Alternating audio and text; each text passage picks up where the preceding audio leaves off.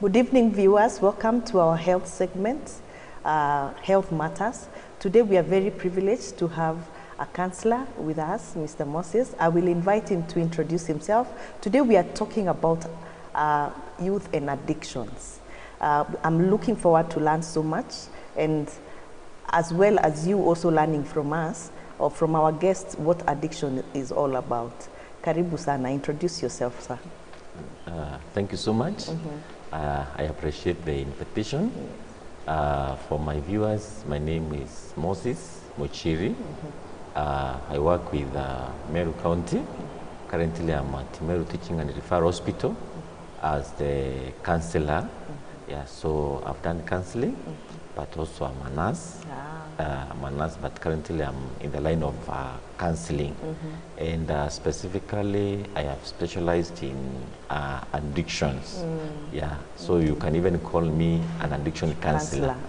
Yeah. Okay. Yeah, thank you so much. So from Monday to Friday, you can get me at Meru level 5, helping people in the area of counseling.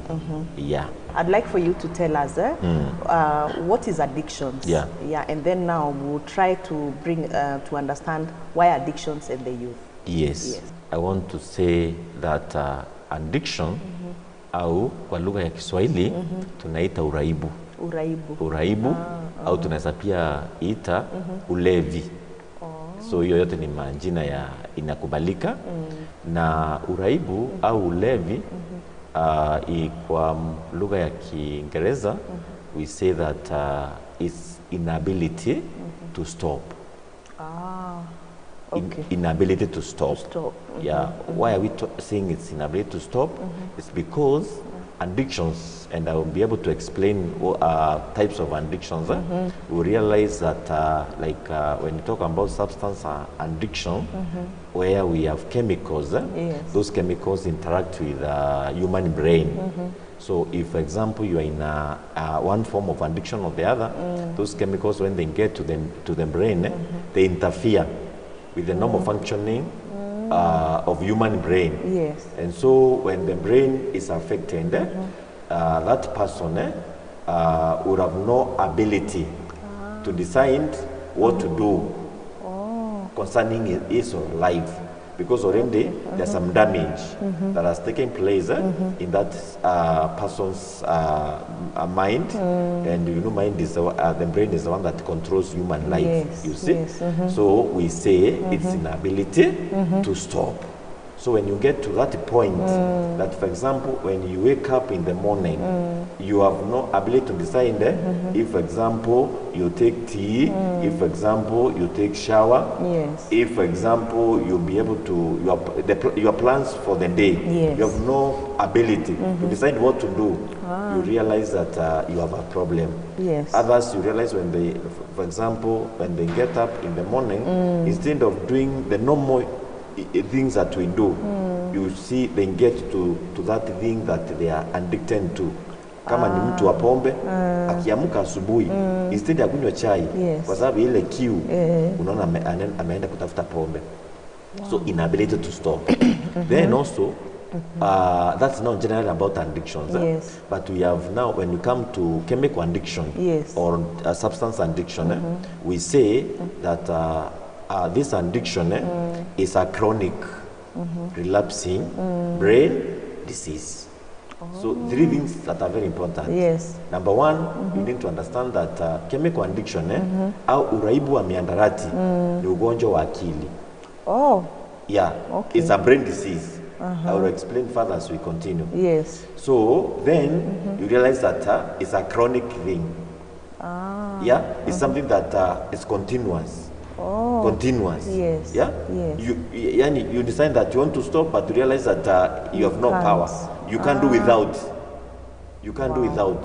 For example, when we say someone has a chronic illness, it means that this person will need to take medication continuously. It's a continual thing. Then also you realize that you are saying it is also a relapsing. Meaning what? It keeps on coming back. Mtu anasema leo sitakunywa pombe, siku mbili anaacha, lakini ya tatu anakunywa saindi, imerudi tena. Tunaelewana? Yes. So it's a chronic, relapsing brain disease. So I think that's now when you say about addiction, I think now that's addiction. Now, from what you have said, yes. what I would like to understand is this. So if it's a chronic illness, yes. Now, when we get ourselves into addictions, so we might be in a position where we might not be able to get out of it completely, or what? Sure.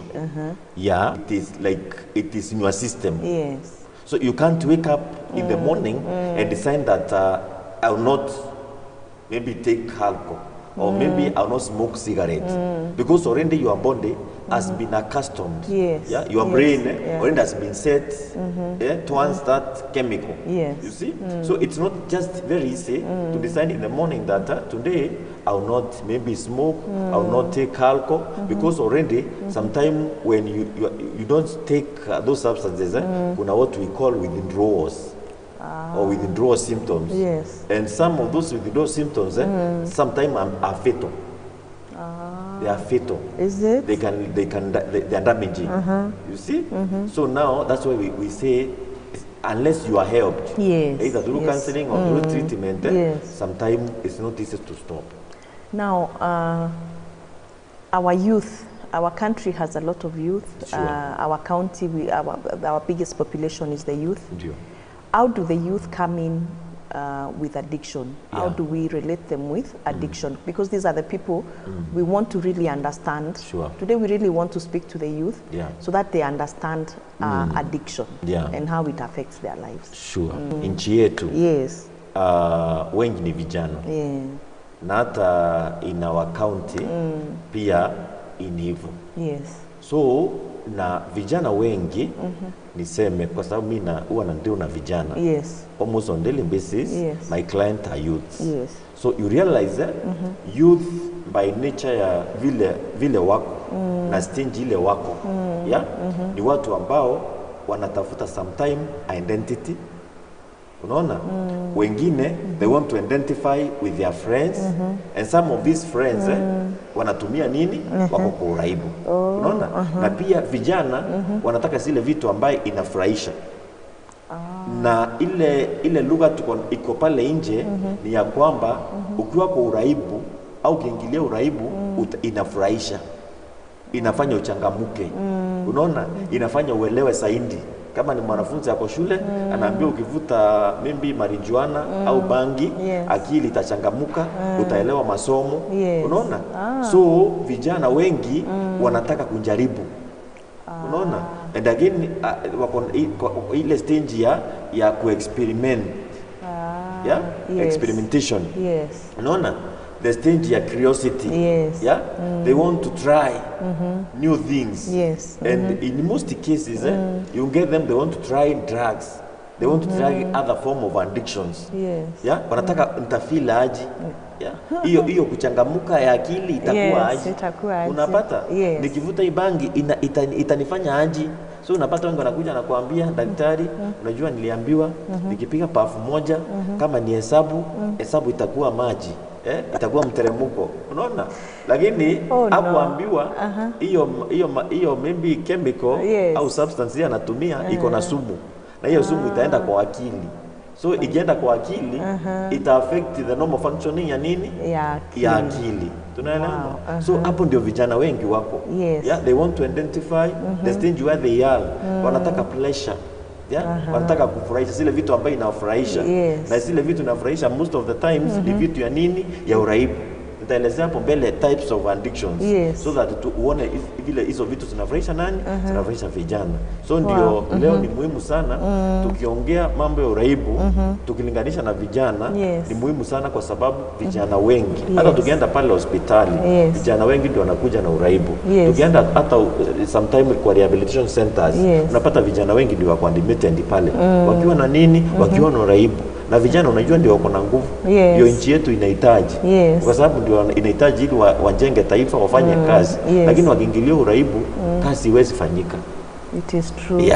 Yes, but I'd like you to tell us more about types of addictions. Asante. Nashukuru sana. So nataka my viewer I learned that we have two types of addictions. Yes. We have two types of addiction.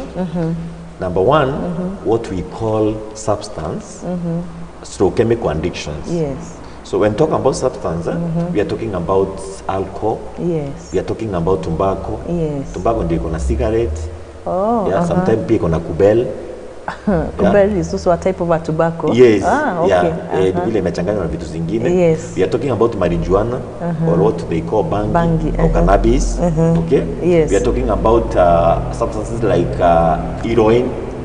Yeah. We are talking about cocaine. Yes. We are talking even about miraa. There are chemicals in tobacco. There are chemicals in marijuana. Yes. There are chemicals in heroin, cocaine. Yes. And those chemicals, some of those chemicals, they are psychoactive. Meaning what? They interact with the brain. Oh. Yeah. Yeah. They influence the brain. That's why we call them what? Psychoactive. You realize there's a chemical we call ethanol. Ethanol inaenda kwa brain, iko na ulevi. For example, if you are taking tobacco, we have a chemical we call nicotine. Nicotine ndio inaenda kwa brain. Yes. And it affects the brain. Yes. If you are talking about the marijuana, Yes. we have a chemical we call tetrahydrocannabinol or THC. That chemical ndio inaenda kwa brain. Other day nakanda walisema pia miraa iko na uraibu. We have a chemical we call cathinone. And another one we call cathine. Yes. So those are the chemicals that influence what? The brain.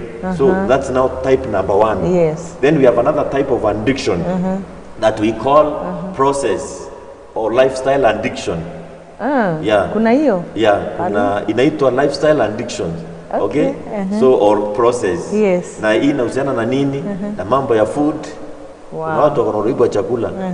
Wow. We have issues about gaming. Issues about betting. Yes. We have music. Yes. We have internet. We have phones. Unaona? Yes. We have TV programs. Yes. Yeah? Yeah? You see? Yes. Wengine ni walevi wa vipindi za runinga. TV, Unaona? yes. Tuko na vitu zingine issues about hata homosexuality. Yeah. Unaona, hiyo yote ni process. Unaona, inafanyika. Yeah. Watu wanafanya. Kama ni kuwatch unawatch. It's a process. So inaitwa process what? Addiction. So kwa njia moja au nyingine unapata watu wengi wako huko. Kuna watu wako kwa chemical na wengine wako wapi? Kwa process addiction. Na hiyo yote ina affect maisha ya mwanadamu. Na ina interact na brain in one or the other. Kama ni music inaenda kwa akili. Yes, ndio watu wanafurahia. Yes. Na hii ndio vitu vijana wanataka. So utapata vijana wengi wako wapi? Wako kwa music, unaona? Wako kwa TV programs, wako kwa gaming or betting, yeah? Wengine wako kwa games, hii mchezo ya mpira na vitu kama hiyo. Kwa sababu pia inafurahisha nini? Inafurahisha akili. Unaona? So lakini sasa if they are not controlled, if there are no boundaries, you get it can affect them negatively. So those are the types of addictions that we have. Now, let me ask her an interesting question, because the youth are very interesting. Yeah. They would like to know, Yeah. should we not be excited about anything? Because all these things are operating in the brain. Yeah. Should we not be excited about anything, Yeah. or what? Or does it mean any excitement will lead to addiction? We need to be excited about things. Yes. But anything that has no limit is dangerous. Yeah. Yes. Anything that has no limit, anything that has no boundaries, that thing is dangerous. It is harmful. Okay. So what you need to ask yourself, for example, if it's about this TV program that I'm watching, what is the benefit? Yes. Okay. Yeah. If I continue watching and watching and watching, Yes. at the end of the day, what are the effects itakuwa kwangu? Yes. For example, if I'm a student, yeah, maybe I'm in betting. Yes. Maybe I'm in alcohol. Yes. Yeah? Hii kitu nafanya itakuwa na madhara gani kwa masomo yangu? Oh yeah. You see? So everything that we do, we need to have a limit. Sawa sawa. Yes. Hata kama ni kukula chakula iko na limit. Hata kama ni kulala iko na limit. Yeah? So atuseme ati mtu asifurahie. Yes. Tunafaa tufurahie. Yes. Lakini jiulize utafurahia mpaka wapi? Ukienda zaidi ya hapo, madhara itakuwa nini? Because wengine now uraibu vile iko ni enticing. By the way, uraibu inakuwa enticing, inakufurahisha.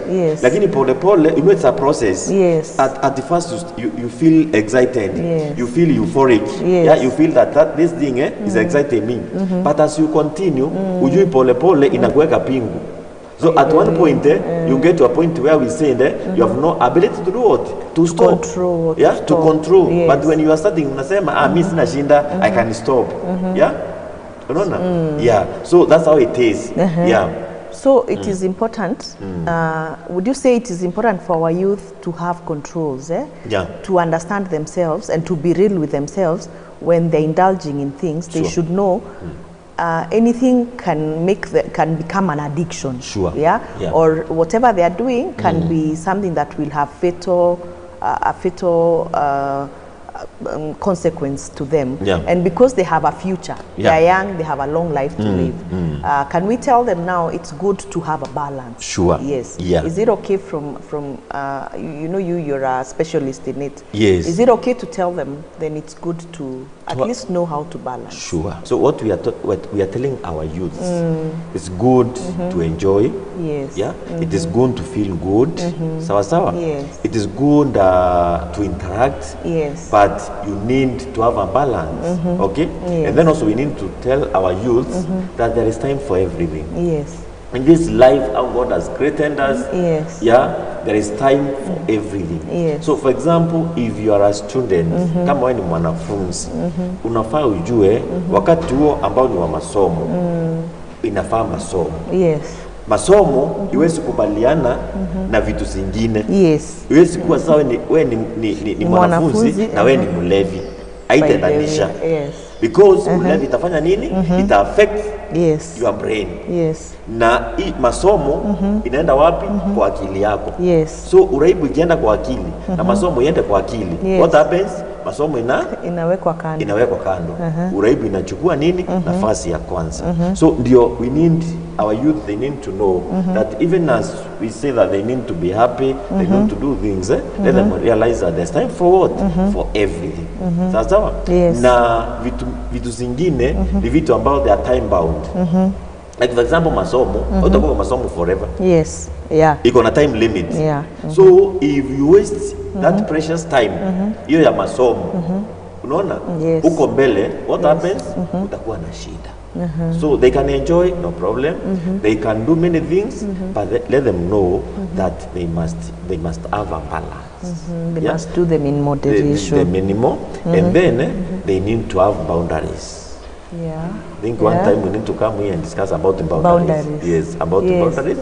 They need to choose their friends wisely. Because majority of our youth, the problem they have is about negative peer influence. Other youths, they have no self-awareness. Other youths, they are lacking assertiveness. You see? Other youths, they want just to enjoy. But in the process of trying to enjoy, you find yourself, you're in trouble.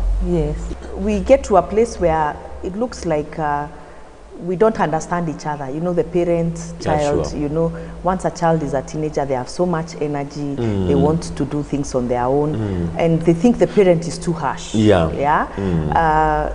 In these processes, I mean, as a parent, you'd want your child to understand you're trying to help them or to control them from breaking the banks, you know, like getting out and doing things too much. In their mind, they feel like the parents are being too harsh, or the parents don't understand. How can we explain them to understand? Sometimes when the parents are putting those boundaries or telling them don't do this, don't do that, is because probably the parent is interested that they focus to make their lives fast before they are destroyed, maybe by addiction, or before they waste their lives. Yes, because now this is the future of our country. Yes. The narrative we have pale nje kwa vijana ni kwamba mzazi anielewi. Unaona? Haelewi. Na sometimes pia wazazi wanasema atuelewi watoto hao, sielewi mtoto wangu. Unaona? Na ni kweli. Hiyo ni hivyo. Kwa sababu watoto wetu let's tuseme when they are youth or in teenager, you know there's a lot happening in their lives because of growth and development, and because even of some hormones, you see. And sometimes it is important also our parent to understand what is happening with their children at every stage of life. Okay, and even biologically, emotionally, psychologically, physically, what is happening with their children, so that even as they interact with them, they will know the language or how they can approach their children at every stage of what growth and development. You see. So number one, you know what happens with our young people, especially at the teenager, even with the part of their brain, the part of their brain that grow fast, the part of brain that deals with issues about pleasure. You see, is it? Rewards. Okay. About sleep. The easier things. The easier things. Unaona? So ile part ambayo ile mambo ya furaha. So watoto wetu unapata that age ni wanataka zile vitu zinawafurahisha. Ndio unapata wengi wanaingilia kwa hii mambo ya furaha. Na pia zile vitu ambazo zinaleta reward. So if you tell your child that ukifanya vizuri nitakununulia simu, atafanya vizuri. Because anataka reward. Unaona? That makes sense now. You see? Unapata wengi hawataki kuchoka. Yes. Wanataka kulala. So utapata wazazi mara mingi wanapigana watoto wao, umelala uamuki ufanye nini? Lakini at that stage hapo ndio iko. You see? So, but as they grow, the other part of their brain that deals with the cognition, about planning future, about even career, they in grow. Like sometimes it is too late.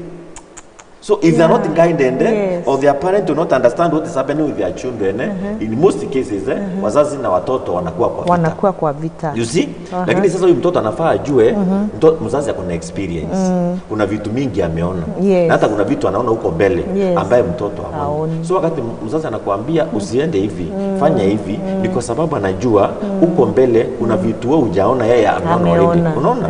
So if kama utafanya vile yeye anaona, utaingia kwa shida. Tunaelewana? Lakini pia mzazi aelewe, hata akiambia mtoto hivi, mtoto naye kuna vitu hata yeye mwenyewe haelewi. Iko kwa system. Now that is where the conflict actually comes hata hajielewi. Unaona? Like now some of our children as they grow, you realize kuna the aspect of privacy. Kuna aspect ya wanataka kurelate more na friends kuliko watu wao. Unapata mtoto akona furaha wakati anaongea akona wengine huko. Lakini akuja kwako hata hataki. Unaona? So unaona sasa huyu mtoto usipomleta karibu na wewe atapotelea huko. Na wengine wale marafiki wako nao ni marafiki ambao si wazuri. They don't influence them well or positively, negatively. So it is good that our parents understand our children. Maybe we'll talk more about what's happening with our children as they grow, so that our parent can understand and can be able to guide their children well at every stage of life. Wajue si maandui. Mtoto ajue mzazi si andui yake, anamtakia mema. At the end of the day, hata mambo ikiharibika, mtoto atarudi kwa mzazi. Mtoto ni wa mzazi. Unaona? Huko nje inaweza kufurahisha, lakini wakati utakuwa kwa shinda, watakuachilia. Finally utarudi kwa nani? Kwa mzazi. So ujue wakati mzazi anakuambia uwe hivi, uwe mzuri, ufanye vitu ambayo iko sawa, ni kwa sababu anakutakia mema na anajua maisha yako ikiharibika hata yeye atakuwa imeharibika. Wow, that is so interesting. Now to our next question. Why is it so easy for the youth to use drugs, to get those substances, to be addicted? You see? So our youth mostly, they want to feel euphoric.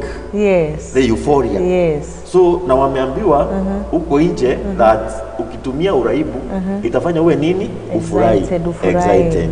So they are seeking euphoria. Unaona? Wengine wameambiwa if you take drug utakuwa na confidence. Really? Na unajua vijana wanatafuta confidence. Wanatafuta so they can stand and speak confidently. Unaona? They can face any situation. Unaona? And maybe naturally they are naturally shy or they can't do well wakati wako in their natural state. Yes. You see? Yes. So anaambiwa if for example you smoke cigarettes or you smoke bangi, yes, you utakuwa na nini? Na confidence. Yes. So unapata mtoto ameenda huko. Wengine they want to enhance performance. Or they want to work long hours. Yes. So kama ni mwanafunzi yes, ameambiwa if you use drugs you'll be able to perform in school. Wow. Kama uko kwa games ukitumia uraibu utapata nguvu ya kucheza. You understand? Yes. So because of that, because they want to enhance performance, you get some they are getting there. Wengine ni influence, what we call negative peer influence. Yes. So you get some of our youth in these social gatherings, some in birthday parties, some in livers parties, and other places where they gather. Because of their friends and all that, yes, they indulge into those things. You see? Yes. Because some majority of our youth hawana ability to say no. Yes. Hawajijui. Yes. So wakati wanaenda huko kama for example wanapata watu wanakunywa pombe, yes, wanajipata hata wao wako huko. Okay? Yes. Wengine now because of unmet expectations. Oh yeah. Yeah. You see? Like for example, you see us as parent, wengine wanaambia mtoto uende shule usome. Yeah. Na upite. Yes. Tunataka a good grade. Yes. Huyu mtoto ability yake maybe si ya A na mzazi anataka nini? A. Ameenda huko shule, amepata mtu amemwambia kama unataka kupata A, kunywa pombe, vuta bangi. Huyu mtoto kwa sababu kuna ile expectation ambaye ana watu wako naye juu yake, unapata ameingia huko. Au maybe hata ameshindwa, amekuwa frustrated. Yes. So kwa sababu mimi sitaki vitu mingi, na sitaki kusumbuliwa, sitaki stress, naambiwa kunywa pombe, stress ishe. Hata ukienda hakuna mtu atakusumbua. So unapata wengi wanaingia wapi? Into those addictions. Wengine now like girls, our ladies, because of personality disorders. Yeah? Wow. You know, like those people who are introverts. Yes. Wale watu kama wako na shida, they're not able to speak out. Yes. They're not able to seek help. Yes. So wakati yako na mambo yake iko ndani, ana uwezo wa kusema au they are shy or they feel embarrassed. Yes. Unaona? So unapata wengine naambiwa hakuna shida, kama nataka kumaliza hiyo stress, si ukunywe kidogo itaisha. So unapata wengi wameingilia huko. Wengine wako na things like low self esteem. Yeah, the esteem part is the esteem quite part is big. Yeah? Yes. Their self-image. Yes. Yeah, hawajiamini. Yes. Unaona wanajidharau. Unaona ni kama hawako sawa. So unapata mtu anamwambia haina shinda, hii kitu haina shinda, pige pafu moja, mambo iwe sawa. Yes. Wengine nao hata wajipendi. Yeah, it's kuna true. watu ambao wajipendi. Yes. Even hawapendi vile Mungu amewaumba. Wako na shinda na hata their height, their body size, yani hata color ya mwili yoyote. Yes. So unapata wanaingilia. Wengine nao ni advertisement na marketing. Nani hizi vitu za advertisement? Yes. Either through media, yes, through maceleb, yes, wameona mtu ana advertise kitu, unaona vitu kama hiyo. Hawajua watu wa biashara. So wana get excited. Wanasema kumbe hata yule fulani anafanya hiyo. Lakini yule fulani ni pesa amelipwa advertise hiyo kitu. Yes. So wao bila kujua wanaingilia. So I think those are the reasons why many youths wanajipata kwa uraibu. Wow. Yeah. I would like us to take a break. Yeah. This topic is so hot. It's so interesting. We are learning so much. Yeah. Would like to hear your views. Would like you to keep sending us questions. Would like to hear what you think about this topic. What more we should talk about, because from the discussions I feel there is so much we can explore in this topic of addictions. As we take this break, kindly see the number on our screen. Send us your questions, send us your views, so that even as we continue with our guests, we will be able to ask more questions. As we take the break, I want us to come back and ask, how do we help our youth not to be influenced by the information around them? Welcome back, our viewers. You will agree with me that Health Matters is a very interesting program and a very educative one. Now, we continue with our show. I would like to ask our guests, how do we help our youth, at least to be able to be self-aware and to know how to control themselves, that they may not be taught how to to lose themselves into addictions? Thank you so much, Sarah. Our youth, they need to be helped. Yes. Actually, we need to help them. Now, the best way we can help our youths is through information.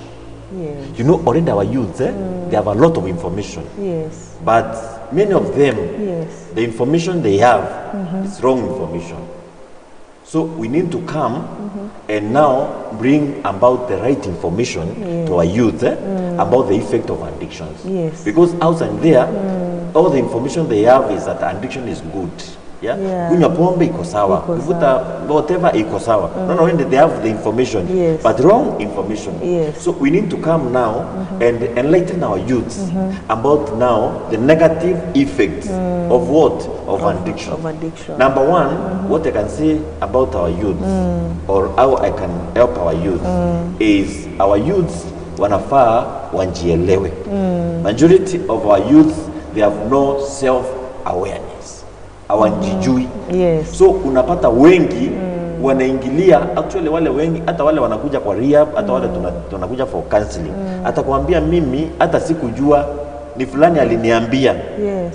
Unaona, mimi nilijikuta, niliitwa, nilipewa.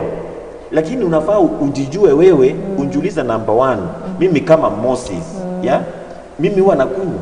Hapana. Kama sikunywi, na mtu ananiambia tukakunywe, nafaa nifanye nini? Unafaa umwambie categorically that mimi sitaki hiyo mambo. Yes. So unjijue wewe kama Moses. Yes. Uko tofauti na yule mwingine. Unaona? Yes. For example, kama tuko shule, because influence mingi inakuwa kwa mashule. Yes. Unaona? Kama uko shule, jiulize kwa nini uko shule. Ulienda kusoma. Yes. So unajiuliza ya kwamba masomo inakubaliana na hivi vitu zingine. Nikiingilia uraibu, itanisaidia kwa masomo. Yes. Kama itakusaidia, then ujue ukiingilia maisha yako imeharibika. Jiulize nikiendanisha na huyo mtu, atanisaidia kwa ile kazi nafanya. Because kama we ni mwanafunzi, kazi yako ni kusoma. Yes. Pale shule mzazi alikutuma ufanye nini? Usome. Yes. Unaona? So kama kuna vitu zingine unafanya ambaye hailingani na masomo, ujue uko in the wrong place. Uelewe hivyo. Tunaelewana? Yes. So another thing about our youths, kiburi tutawasaidia. Na nawaambia hivi. Nawaambia please make sure that always you are in the right place. Wow. Be in the right place. Yes. Anytime utakuwa in the right place, utakuwa safe. Number two, do the right thing. Yes. So if addiction is not a right thing, then don't do. Yes. So anytime you do the right thing, utakuwa safe. Sawa. Number three, be with the right people. Yes. Unaona? And then know your friend. Yes. So jiulize rafiki yangu ako sawa? Na unaweza jua rafiki ambaye hayuko sawa. Yeah, is it? No, unaweza jua. Njia moja ya kujua rafiki mwenye si sawa ni mwenye yale mambo unataka na yale unafanya hayataki. Unaenda parallel. Yes. Wewe unataka kusoma, yeye hataki kusoma. Yeah? Yes. Unataka kuconcentrate, yeye ako na vitu zingine. Hiyo si rafiki mzuri. Unaona? Yes. So be in the right place at the right time. Do the right thing. Yes. With the right people. With the right. So ukifanya hizo vitu nne, utakuwa safe. And what can we tell our youth now that you go to schools a lot? Yeah.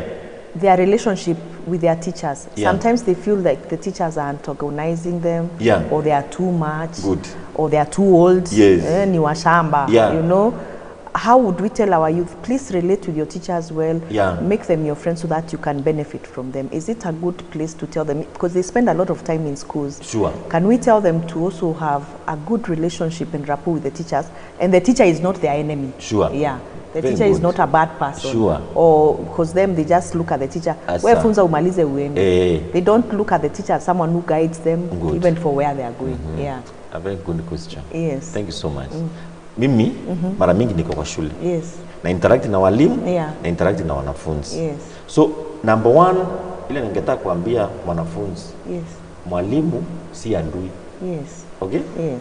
Masaa mingi unatumia na mwalimu. Yes. So hakuna vile ambaye ile masaa mingi yule mtu mnatumia naye na mnatumia naye kusaidia anaweza kuwa adui yako. So mwalimu number 1 si adui. Number 2, mwalimu amesoma. That's one thing. Mwalimu amesoma, amepitia through the system. Hiyo ndio huko. Yenye anakungaidi kupitia. Amepitia na akaenda the next level. Unaona? Na akaqualify. Okay? So mwalimu number 1 ako na information na ako na experience. Na hii experience ndiye anashare na wewe. Mwalimu ameenda mbali na ameona mengi. So anakusaidia ili wewe usaidike na hata uwe bora kuliko mwalimu. Na ndio unaona mwalimu ananga shinda hata akifundisha mwanafunzi apate A. Aende afanye medicine. Mwalimu anafurahi. So mwalimu ananga shida na mwanafunzi. Actually mwalimu anataka mwanafunzi awe bora zaidi yake. Hiyo ndio desire ya mwalimu yote yule. Hakuna mwalimu anafurahi mwanafunzi akianguka. Hakuna. So mwalimu si adui. Unaona? Ni vile mwalimu kuna vitu anataka upate. Na wewe utaki. So unaona mwalimu ni nani? Ni adui. Sawa? Na mwalimu ndio mnatumia muda mrefu na yeye hata kuliko mzazi. Wakati hata uko na nguvu, mwalimu ndio mko na yeye. So huyu ni mtu ambaye anafanya nini? Anakutakia mema. So ningetaka kuambia mwanafunzi hivi, tafadhali relate well with your teacher. Your teacher ndiye ako na ability ya kukusaidia kupata hiyo career unatafuta. Na ndiye ako na hiyo information. Ndiye anaelewa hesabu, ndiye anaelewa physics, mzazi wako hajui hiyo. Ndiye alikutuma kwa mwalimu. Otherwise usiposikiza mwalimu, mwalimu hawezi kusaidia. Na mwalimu ako na part yake na wewe uko na part yako. Do your part, mwalimu afanye part yake, then maisha itakuwa sawa. And can these teachers guide them? Yes, actually, can teachers guide them? They can guide them because some of these teachers, some of them are psychologists. Wamefanya hata wengine hata wamefanya psychology. Na mwalimu ako na lot of information. Na walimu pia ni wazazi. Wako na watoto. You see? Na actually watoto wengi wale kwa hiyo shule, walimu wengine ni wazazi wao. Hata wengine ni grandparent wao. Wengine ni their brothers and their sisters. Unaona? So mwalimu actually ndiye the first wa kusaidia huyu mtoto. Kabisa. Na mwalimu hata ndiye anasaidia mtoto hata kuform some character, some behavior.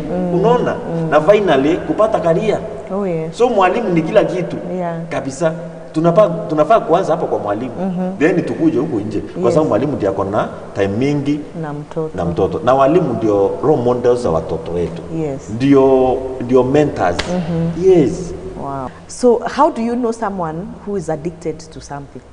How would you know that maybe this person is addicted or is tending towards that addiction? There are many ways. I said that addiction or uraibu ina influence brain.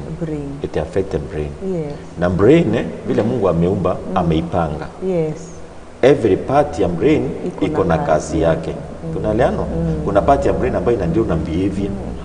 Kuna part ya brain ambayo inadeal na thinking. Kuna part ya brain ambayo inadeal na personality. Kuna part ya brain ambayo inadeal na movement, na posture, na balance. Yani hiyo vitu yote, memory. Unaona?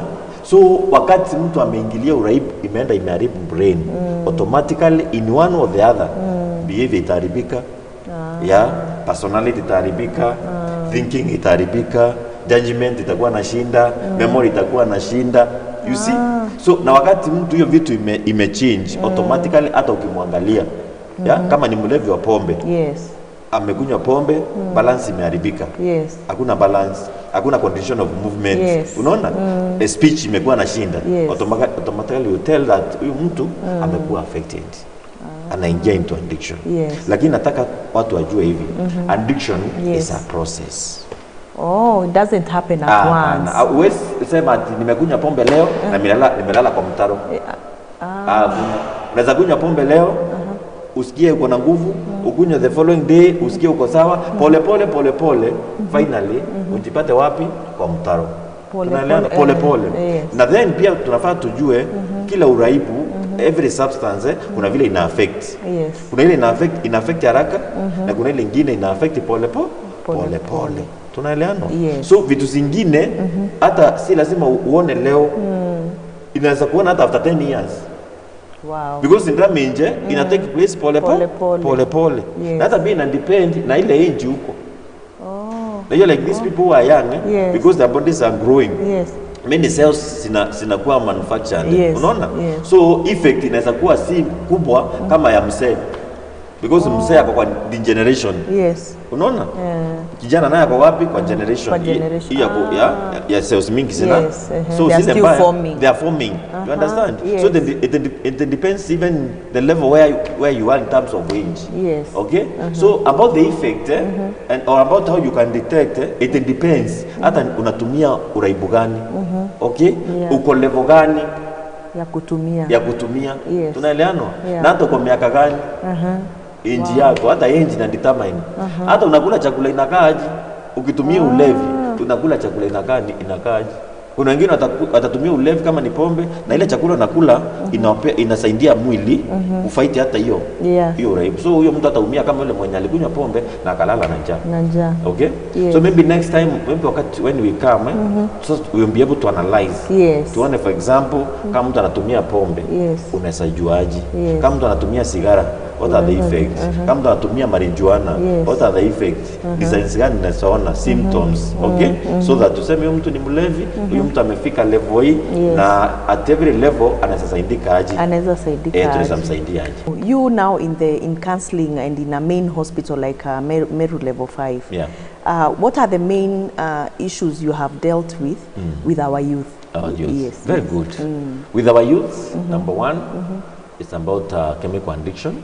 We are having many youths being referred even from our schools. Wow. Sent from school to go and seek counseling services. Really? Yes. Majority of them. They come, many. Like on almost daily basis, I'm dealing with around 4 students coming because they have issues about drugs, and the most commonly abused drug with our youth in schools is marijuana. Really? Yes, marijuana is one of the substances that our youth are abusing seriously. Then number 2, others come because of general indiscipline. But when we try to understand how the indiscipline came about, we realize kuna influence and drug. Some are coming because of bullying. Some are coming because of theft. You see? But when you try to understand poor performance, but when you try to understand, you realize kuna influence and drugs. Then to majority about drugs, majority are young men. Then when you come to girls, they are coming about with issues about lesbianism. We have issues about homosexuality in our schools. They are coming. Okay? So kuna issue ya lesbianism. Kuna some boys issues are homosexuality. Then again with our girls, they are coming with teenage pregnancies. There are many. Yeah, we have. Others are coming with incomplete abortions. Wow. Yeah. Really? Yes. Others are coming with suicidal. What? Yes. Some have attempted suicide, and in even school? some die. Yes, in schools. Yeah. Wow. And even others at home. Yeah. So those are the cases we deal with on daily basis, almost on daily basis. Yeah. And those are the common issues we have with our youth. Do you think we have put our youth under a lot of pressure, such that now these issues have become more, or why do you think they are facing such issues? Because there are quite a myriad of issues they are going through. Do you think we've put them under a lot of pressure as parents, as siblings they are living with, or what is it? What is your view? How have we gotten here? What could be the reason? I try to understand that the issue we have is a societal problem. Okay?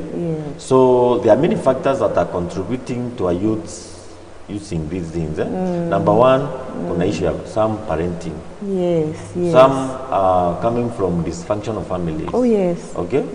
Some are the people, the guardians and the parent, you see they are their role models. And some are the one who are doing or taking those drugs. So napata mtoto ana grow in an environment mali hiyo vitu iko. Yes. So automatically mtoto ataiga hiyo vitu. Yes. Unaona?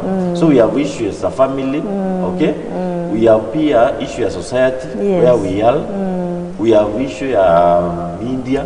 Yes, media. Yeah, media ina contribute. At a church. Yes. Because I'm happy that we have Siloam TV. Yes.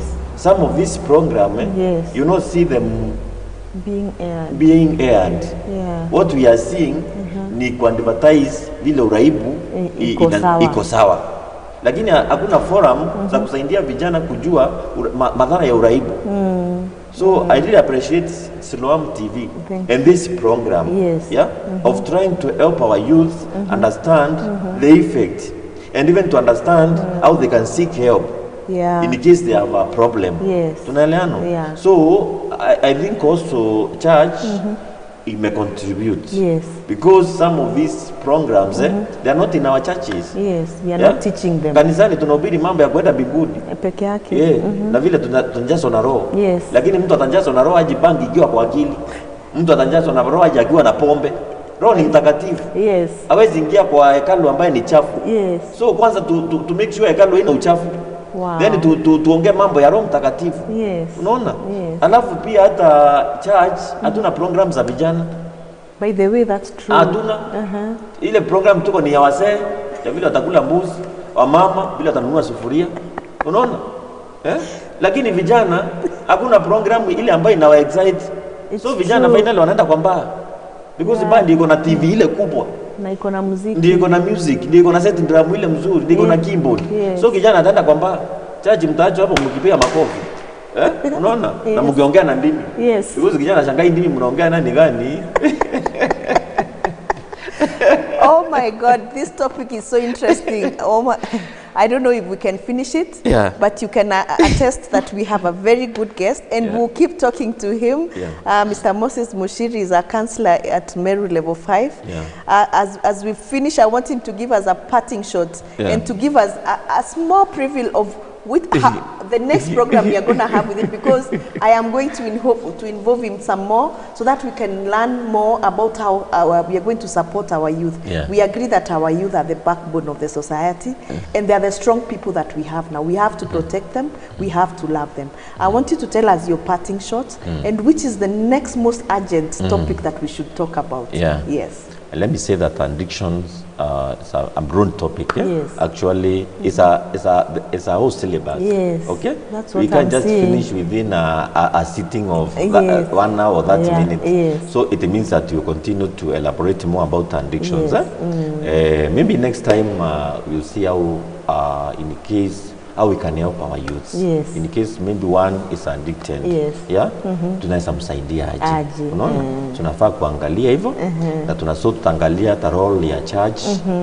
Tutaangalia role ya familia, role ya society, tutaangalia hata role ya serikali on ways that we can help even not only youth, even adults. They also affected. They also affected.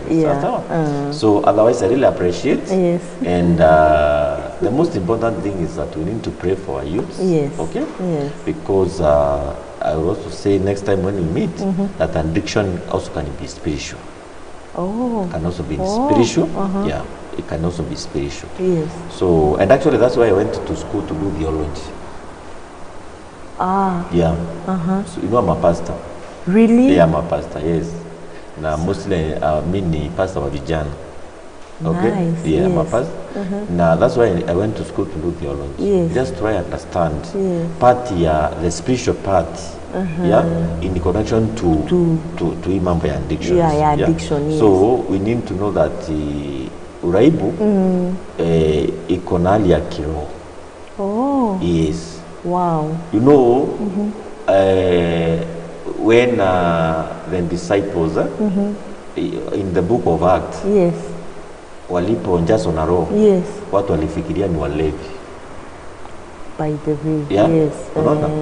So vitu mbili ambaye inaweza fanya mtu behave abnormally au vyenye watu hawaezi elewa. Number 1 ni ulevi, number 2 ni roho. By the way. Unaona? Okay? So unaona sasa we need pia kuangalia the aspect ya spiritual kwa mambo ya nini ya uraibu. Unaona kuna vitu vingine ya uraibu haitahitaji sindano, haitahitaji rehabilitation, inahitaji mtu akuja hapa Siloam, Irene amwekelee mikono, atoe hiyo roho, by the way, because wengine hii roho hata ni generational. Nasikia babu alikuwa anakunywa, babu mababu alikuwa anakunywa, unaona inakuja na familia, so unapata familia yote ni walevi. So hiyo ni topic ya siku nyingine. So tunafaa tuangalie pia hivyo, so that tusiangalie uraibu tu ati ni ugonjwa. Inataka shindano. Kuna wengine hata ukinuka shindano zote za dunia haitaisha. Okay? So otherwise I appreciate you keep on discussing mambo ya addictions and many other issues that affect our youth, because ni wetu, ni watoto wetu, ni our brothers and our sisters, and they need to be helped. Otherwise, thank you so much for my viewers. I really appreciate you that umetusikiza, na kama uko na swali uko na something to compliment or to add, ile hiyo namba utapewa hapo, utatuma ili tuweze kusaidiana zaidi. Na kama kuna mtu pia akona shinda anahitaji kusaidiwa, tafadhali usinyamaze huko, contact us, tutakusaidia vile ataweza kusaidika. Thank you so much. God bless you. And viewers, we have come to the end of our program. Very interesting. I wish we had much more time, but we plan to continue holding these health matters so that you continue learning your health. Would like to continue praying for our youth and lifting up to God and asking that He will continue to guide them and to keep them, and to know that they are loved. They are not left out. They are part of our society, and we desire for them to do well. For now, we say thank you so much for watching us. Keep sending us your questions, your views, and telling us what else you'd like us to present on this show. Thank you very much.